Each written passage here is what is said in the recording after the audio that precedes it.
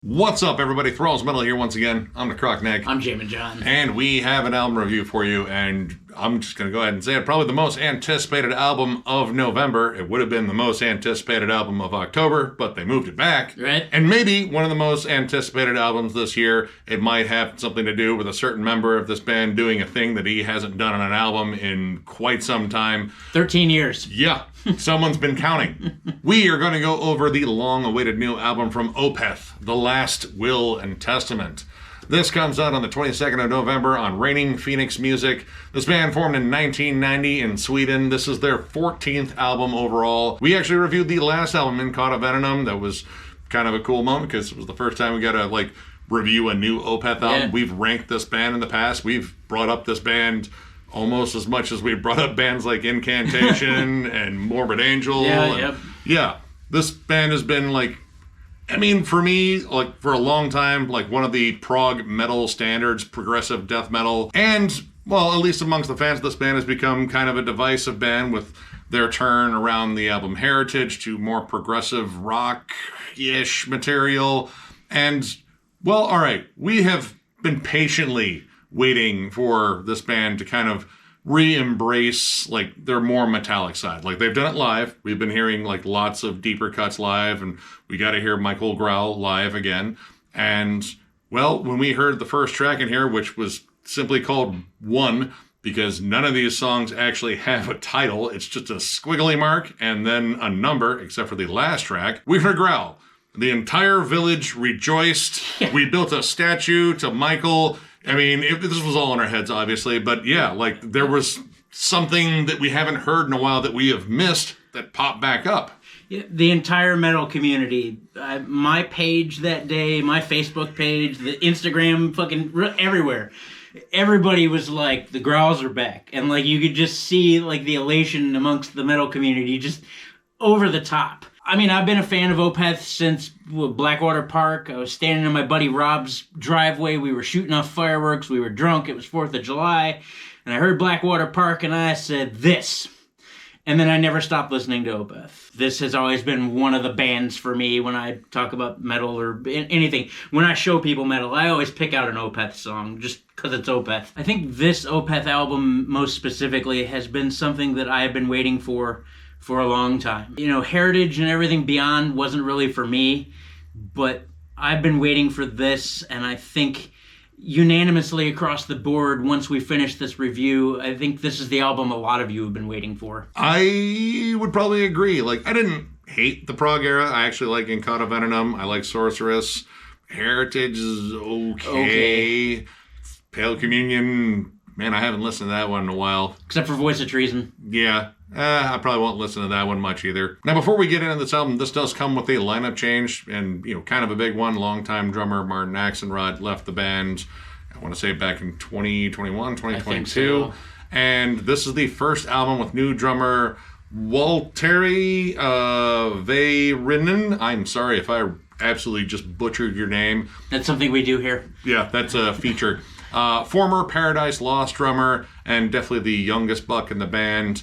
And I was really curious about, what he would add to this. And from what I hear, he's also the one that prompted Michael's hey, you remember those cool growls you did? Remember those? Those were pretty sweet. You could probably do them again. That's the story I heard. I don't know if there's any truth to it, but what I can tell you is across the board, this is pretty much the Opeth album I've been waiting for, and that kind of comes with an asterisk because I wouldn't say this is, anything like My Arms Your Hearse or Blackwater Park. It really does stand on its own, but I also will say that I feel like this is kind of that lost transitional step between Watershed and Heritage that we didn't get. This wasn't the, hard break and get off the exit, off the highway of metal that Heritage was, but this kind of blends what they have been doing with some echoes of the past that we have greatly missed. And that is not just the growled vocals. One of the main things that really stands out on this record, to again set it aside from all the other records,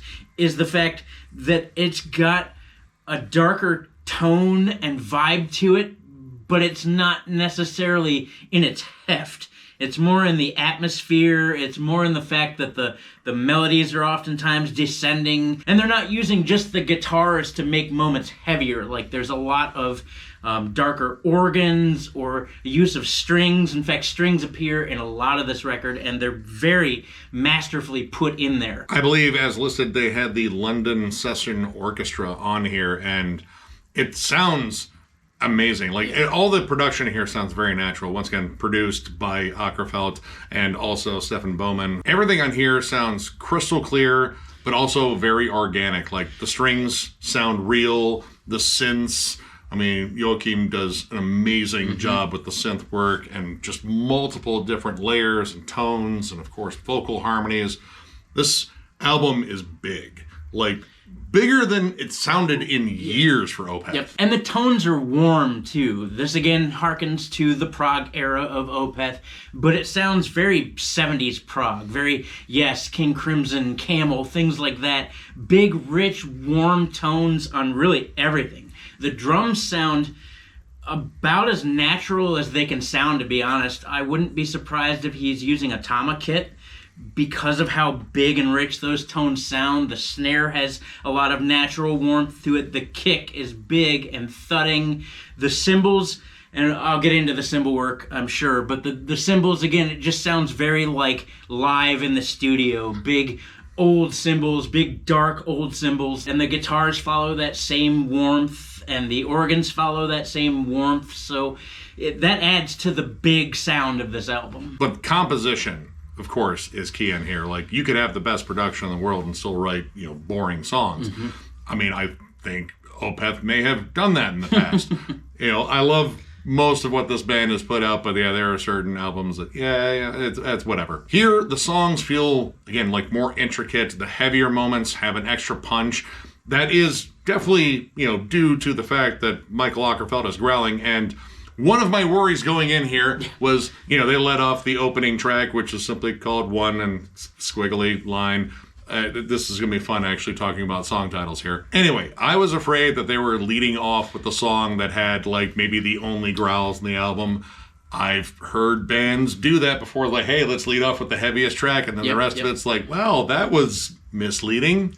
And I think everybody had that fear, to be honest, because I talked with multiple people online after they released the first track, and people were like, holy shit, there's growls. And I was in the same boat. But as a longtime fan of this band and seeing what's come out in the last 13 years with the exclusion of this record, I will say that I was hoping it wasn't the old bait and switch, here you go, here's heavy growls, fuckers, I know you've been waiting for it, and then it wouldn't appear on the rest of the record. Now, it did help that the third track in here was the second single, and that involved no harsh vocals whatsoever. Right. But at the same time, I like this band's just song structure, composition. There's lots of crazy, elaborate transitions, amazing, intricate riff work, lead trade-offs between, the keyboards, the guitars. There's even a flute solo by one Ian Anderson, which is the most Åkerfeldtian move you could possibly do. It's like, I am going to get an old prog legend on my album because I'm me. But it all works. And again, with this heavier, darker element on here, it has, again, those echoes of the past. Like, this almost feels like the start of a new era. And I like the fact that they didn't just go back and, try to write old Opeth songs. They wanted to, find a way to keep progressing their sound forward, but also kind of bring back some elements that were, at least in my opinion, wrongfully removed, but at the same time probably really wouldn't have fit in. Like, there's definitely moments on In Cauda Venenum where, a growl might have worked, but the overall tone and vibe of the album, maybe not. Here it works because it's more sinister, more dark. Like, there's a lot of spooky descending melodies on here, and really clever song builds into those. Like, you have a lot of those proggy flourishes that were on the more recent albums, but how they build into a heavier moment. That's the thing that I have been missing for so long. Track 5 in particular. That one is probably one of my favorite tracks on here, mainly because of the long build on it. It opens up with this synth and string swell. It sounds like Dawn opening on Walt Disney Studios in 1940 with a freshly hung Bambi's mom carcass right at the gates. I can picture that. That's how Disney operated back in the day. It's like, fuck your parents, we just murdered them. The song builds into this just awesome, like kind of swingy groove. The drum and bass stuff on here, I absolutely love it. I mean, Mendez, the dude's an amazing bassist, and this new drummer just has such a flair to him. But it builds into like these big acoustic melodies. It's softer, but it's very active. It's kind of got this like kind of jam session sort of vibe. And honestly, I kind of thought the entire song would be that, and I would have had no problem with it because before that, I had my growls again. I had some heavier moments. But this song takes a hard turn into just growls, more syncopated riffs. There's some like really just like nasty chugs in here. Yeah. And again, like that kind of brought back that feeling of like, I loved when Opeth did this because their dynamic shifts between softer material and heavier material, they made them really stand apart from one another. So you got this huge dynamic vibe. And that happens a lot in this record, and that's part of what makes it so special to me is, again, there are so many moments where I was happy and excited, and just because I heard things I hadn't heard from this band in years. And the way that they transition into all of these moments, like around every twist and turn of this record is just a moment where you go, yeah, dude, that. I've been waiting for that forever, and especially the fifth track. And it's not that this record isn't packed with dynamics, but the way that all the dynamics are executed and the transitions on the fifth track are simply perfection. You even get some more like up-tempo moments. Track 6, I love the Hammond organ fade in on there. Honestly, like echoes of Typo Negative's Blood and Fire, like it just has that same tone. Yeah. But it gets into this like heavy, kind of like faster off-time section, and this song gets like more energetic as it goes on. Like the riffs get a little bit more intense. Michael builds his way into the growls. There's some heavy metal gallops. There's some like fun double time, like just like flat out like metal rhythms, which a lot of the drum work in here, I would still say like is more along the lines of like prog drumming. 100%. But it has like that kind of like metal flash every now and then that, you know, really hasn't been on the last few albums. The drum work all over this record is amazing. He reminds me actually a lot of Axelrod in the way that Axelrod chose to accent things, whether it be little pings on the ride or whether it be ghost notes or whatever, especially on the sixth track. One of my favorite drum performances all over this record. The drum work in there reminds me almost more of like a jazz fusion type of thing, almost like Exvius or say Cynic even. It's got so much flavor and flair, but not in a death metal sense or not in a heavy sense. This is more like funk and groove, and reminds me a lot of Axelrod in the cymbal work, and whether it be pings on the ride or ghost notes or whatever. There's a lot of almost drum soloing going on between these transitions, but he really, really shines on track 6. Yeah, there's a lot of different rhythmic flavors on here, and man, this album's got some like just nice rockin' grooves to it. Track 2 in particular, there's a whole breakdown there where I feel like we went back into Michael's record collection, maybe put on a copy of Scorpions Taken by Force, jammed some old stuff there. But yeah, just like a good flat-out rockin' groove, a nice simple kind of heavy strummed riff over it. And then, again, like more melodies behind it. Track 7, too, almost feels like a more proggy, heavy, dark version of the song Sorceress, which, honestly, in terms of like their more modern output, that's always been a favorite of mine just because it's, you know, the most progressively heavy divorce song I think I've ever heard. But yeah, the song itself, it just feels like kind of a heavier version of that. It kind of sticks with this kind of like heavy kind of bouncing groove. You get the growled vocals in there again, like it feels intense. And in terms of the growls, again, it's not just like a few tracks on here. It is on 6 out of 8 of these tracks. So you get like a good dose of Michael growling his guts out, which he sounds fantastic on here.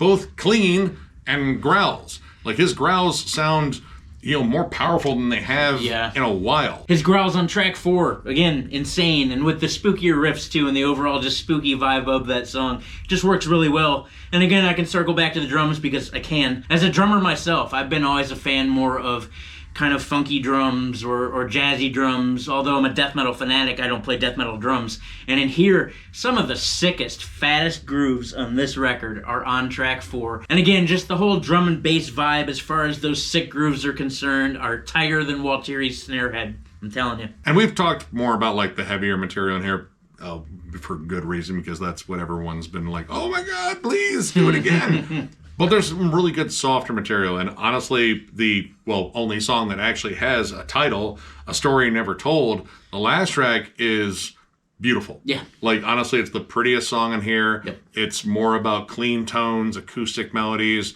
rich vocals. It has probably one of the best repeating hooks on here, just in terms of this, like, sung or hummed melody.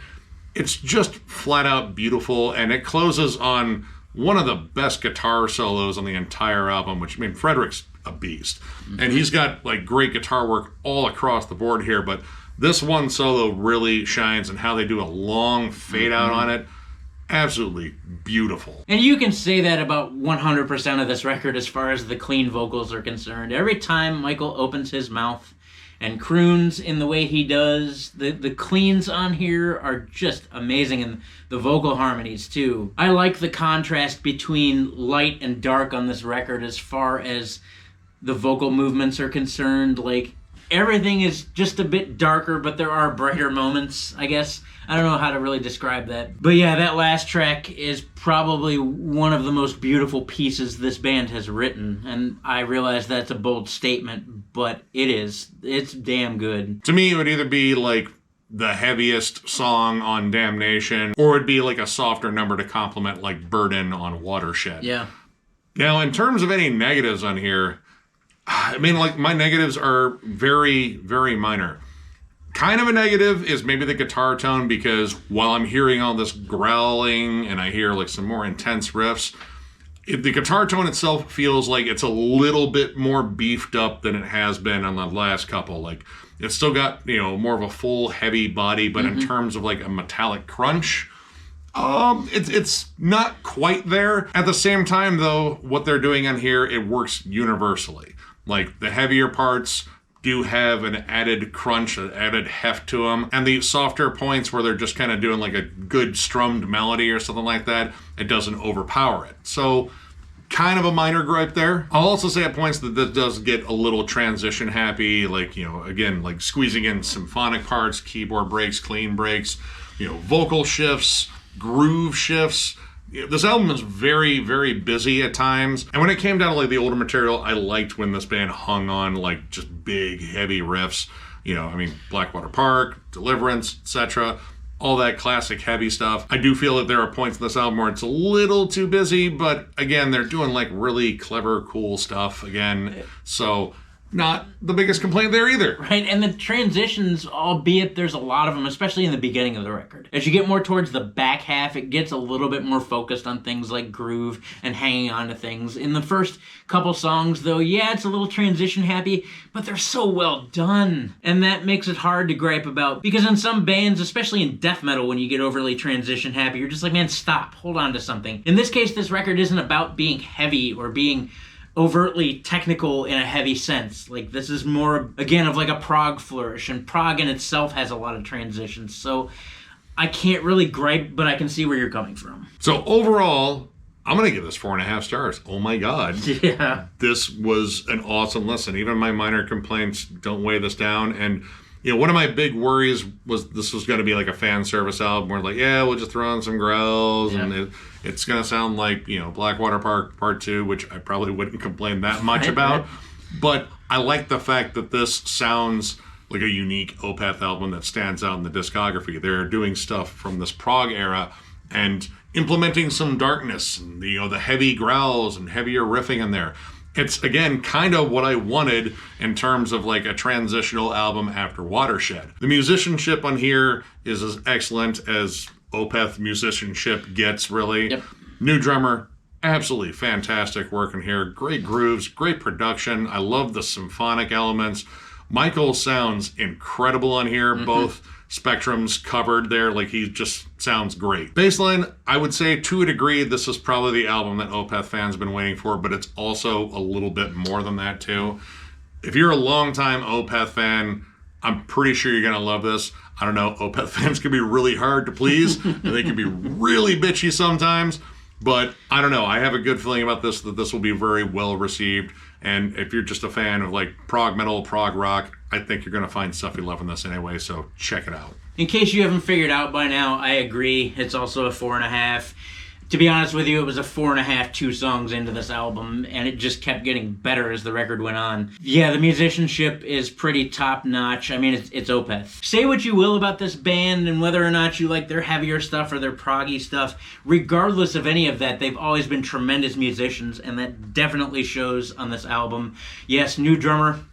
You have done a great job. I am grossly impressed by that. The songs all flow well. There's elements of all of Opeth in this record. Pretty much every era of Opeth in some way, shape, or form is showcased on this album, and I like that. And I like the fact, like Nick said, they're not necessarily pandering to a specific audience, although there are things in this album that really every Opeth fan is going to love. It's its own unique thing, and that's what I think has been missing about Opeth over the years.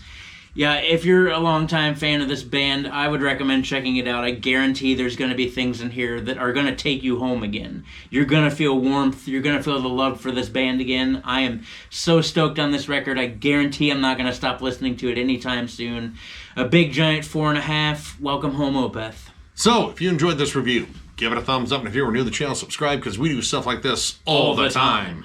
We also now have memberships. They are only 99 cents, and we are thinking about doing a Thanksgiving night live stream for our members only live stream, our first one. And I'm going to put up a post here soon so we can have like some ideas of what we can talk about. I mean, generally it's kind of wide open with us, but I don't know. We'll see what you guys want to talk about. We also have stupid emojis. We're probably going to add more stupid emojis because we're us. And yeah, this is the new way to help the channel. We are trying to get away from Patreon and again, StreamYard raising their prices, yada, yada, yada. We appreciate any help you can possibly give us. There's a join button down below if you'd like to help us out there. And we still have our store with our t-shirts and hats, which is linked down below, thrallsmetal.com. But you know what helps us the most, you guys? It's you. It's all of you. We appreciate everything that you guys bring to this channel. It baffles me about the fact that this channel continues to grow. We're on the precipice of 20,000 subscribers, you guys. That is huge to us. All metal all the time. That's what we do here at Thralls of Metal. Album reviews, discography rankings, multiple segments, Nick's collection updates because he's never going to stop collecting. Blah, blah, blah, blah, blah. All metal all the time. We couldn't do it without you guys. Thank you so much for being a part of things. Yeah, you guys absolutely roll. Tons of content coming your way. So one more big thank you because you guys are awesome, and we will catch you later.